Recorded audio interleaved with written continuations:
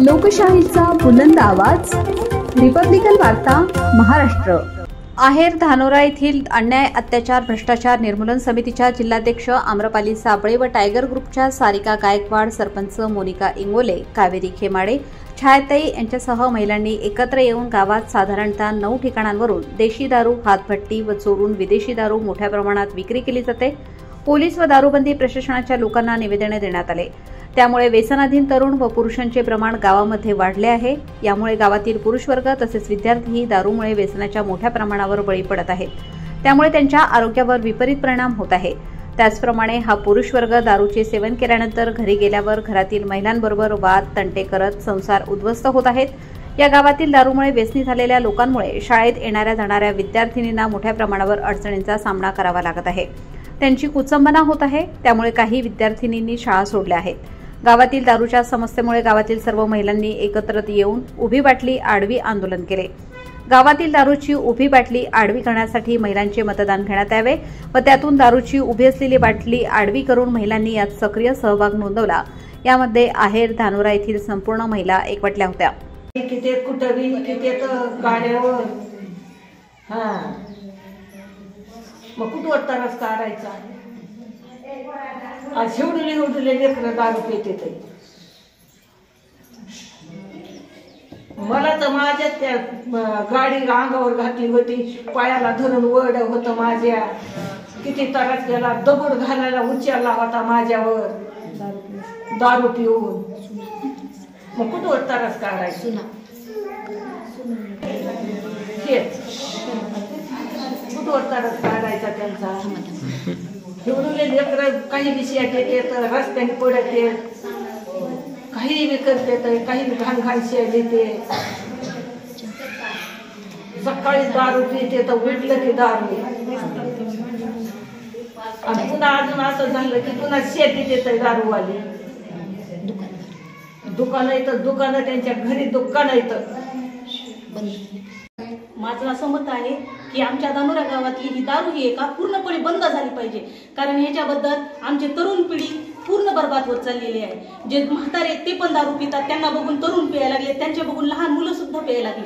आज जर अशी कंडिशन झाली तर आमच्या घरामध्ये त्या बाईला एकटी राहण्याशिवाय पर्याय दुसरा कोणताच नाही। एक मुलगा बी पितो, तिचा नातूही पितो, आला तर घरात शिवी गाळी, कुणी कुणाला जीव देत नाही, खाऊ देत नाही, फक्त केवळ हे दारूमुळे झालेलं आहे। या गावामध्ये दुसरी प्रगती नाही, एक नाही दोन नाही, असे 7-7, 8-8 दारूचे दुकाने, छोटे छोटे किराणा दुकानामध्ये उभा राहून ते किराणा न विकता दारू विकतात, पुढे किराणा ठेवतात, महाग दारू विकतात। ह्याच्यामुळे पूर्ण टोटल आमची तरुण पिढी बर्बाद झाली। बरं, आता ह्या विषय आम्हाला निर्णय आम्ही एसपी साहेबाला, कलेक्टर साहेबाला निवेदन दिले।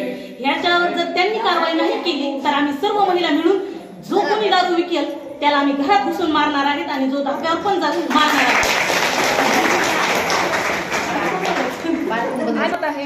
पोलीस प्रशासन आमच्यासाठी करेल, पण आमचं जर घर बर्बाद झालं तर पोलीस प्रशासनाची मदत घेऊन करावं काय? आम्ही एकदा गेलो, दोनदा गेलो तरी ते काही आम्हाला, आम्ही कायद्यात चौकटीत बसूनच आम्ही त्यांना निर्णय घेतला। जर आतापर्यंत हा काही काहीचे नाही म्हणल्यावर आम्ही काय करणार आहे?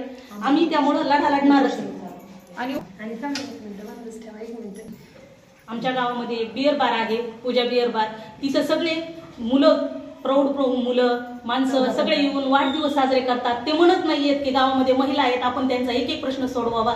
हे दारू पार्ट्यासाठी 12-12 वाजेपर्यंत, 1-1 वाजेपर्यंत महिलांना रानात जावं लागतं, सगळा त्रास होतो, त्यांची शिवीगाळ सुरू असते एकमेकाची, चेष्टा मस्करीमध्ये। पण स्त्रियांनी कसं जायचं तिथून शेतामध्ये? 14-15 वर्षाचे, 10-10 वर्षाचे मुलं पण प्यायला लागले, काय तर तेच बघून शिवे शिकतात।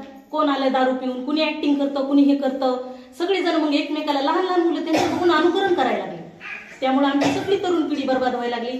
शाळेत मुलींना पण त्रास व्हायला लागलाय, कारण रोडवर असल्यामुळं की आमच्या मुली शाळेत जाताना सायकलवर जाणार आहेत, ट्युशन आहे, क्लासेस आहेत, नीटची तयारी करायची, कधी 8 वाजतात, कधी उशीर होतो, लवकर जावं लागतं। मग एकटे जर वडील जागेवर नसले तर त्या मुलीनं कसं जायचं? त्या म्हणतात नको आम्हाला जायचंच नाही।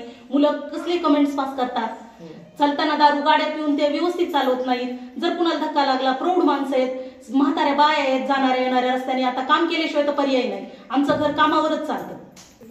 जी शाळा आहे आमच्या गावामध्ये, त्या शाळेपासूनच 5 किलोमीटर म्हणतात, सरकारने सांगितलंय, कायद्याच्या चौकटीत बसून सांगितलंय की शाळेपासून कमीत कमी 5 किलोमीटर अंतरावर धाबा पाहिजे, बिअर बार पाहिजे। तर आमच्या शाळेपासून अक्षरशः अर्धा किलोमीटर सुद्धा अंतर नाहीये त्या बिअर बारचं, आणि आमचं गाव बीड जिल्ह्यापासून एकदम जवळ 3 किलोमीटर सुद्धा अंतर भरणार नाही ते. तर तिकडून मुलं पिण्यासाठी, आमचा निसर्गरम्य वातावरणात डोंगर आहे ते, त्यामुळे मुलं पिण्यासाठी तिकडून इकडे येतात आणि आमच्या मुलींना शाळेत जाण्यासाठी त्रास होतो. मग आम्ही काय करणार याला? म्हणून माझं म्हणणं आहे, सरकारने नाही का ह्याच्या जातीनं लक्ष देऊन आमच्या गावातली दारू ही बंदी केलीच पाहिजे आणि करावीच लागणार त्यांना. आमची ही कळकळीची विनंती आहे.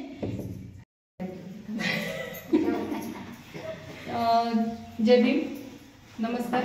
आज आहेर धानोरा या ठिकाणी मला आपल्या सरपंचताई आहेत इंगोलेताई, त्यांनी मला इथे बोलवलं आणि सगळ्या महिलांनी मिळून जवळपास 100 ते 200 महिला आहेत, त्या सगळ्यांनी मिळून माझ्याकडे एक निवेदन दिलेलं आहे. ते आहे दारूबंदीसाठी. मी भ्रष्टाचार विरोधीची बीडची जिल्हाध्यक्ष असल्या कारणाने आज या प्रकरणाला मी स्वतः जातीने लक्ष देणार आहे आणि 100% बीडमधल्या ह्या जे आहेर धानोरा आहे, जे अगदीच जवळच आहे आणि खूप अतिशय रम्य आणि निसर्गरम्य ठिकाणी वसलेले खूप सुंदरचं गाव आहे, पण त्या गावाला पूर्णपणे दारूने उद्ध्वस्त केलेलं आहे. आज मी त्या गावामधल्या जे पण छोट्या छोट्या दुकानामध्ये दारू विकतात, ज्या ठिकाणी परवाने आहेत आणि परवाने घेऊन दारू विकतात, कारण ते नियमबाह्य प्रकारामध्ये दारू विकतात, तर अशी जेवढे पण दुकान आहेत तर ते सगळे दुकानं मी बंद करून टाकणार आहे. मी प्रयत्न करणार असं म्हणत नाही, मी पूर्णपणे दुकानं बंदच करून टाकणार आहे.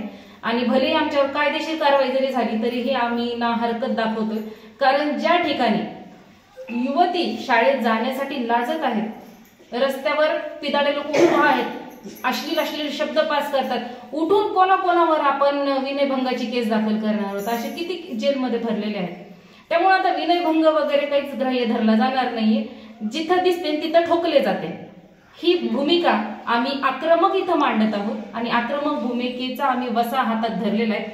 जे मुलं भारताचं भविष्य असतं, एक 10-15 वर्षामधले जे बालक आहेत, आज जर ते दारूच्या व्यसनाधीन होत आहेत तर कायदा हातात घ्यायला आम्हाला काहीच हरकत वाटत नाहीये, कारण जे कायद्याचे रक्षक आहेत तेच भक्षक आहेत. कारण ज्या ठिकाणी दारूची दुकानं आहेत, जिथे छोटे छोटे ठेले आहेत, जे गाडीवर सुद्धा दारू विकतात, तर त्यांच्याकडून संबंधित पोलीस हप्ता घेतात, मग ते त्यांना रोखत नाही. त्यांना माहिती असतं सगळं, त्यांनी जर मनावर घेतलं ना तर सगळं काही बंद करू शकतात. पण आज आम्ही सगळ्या महिलांनी हे एक हातामध्ये घेतलेली आहे आमच्या मिशन, जिथं दिसतात तिथं ठोकले जातात. हे मिशन आज सगळ्या माझ्या बहिणींनी हातात घेतलेलं आहे आणि पर्यायी जर तरीही दारूबंदी नाही झाली तर आम्ही आमरण उपोषणाचा इशारा देत आहोत. त्या संवैधानिकरित्या आम्ही कलेक्टर साहेबांना निवेदन देऊ, SP साहेबांना निवेदन देऊ आणि आम्ही आमरण उपोषण करू. धन्यवाद. बाबासाहेब मनेरे, बीड जिल्हा प्रतिनिधी. Subscribe now and press the bell icon. Never miss an update.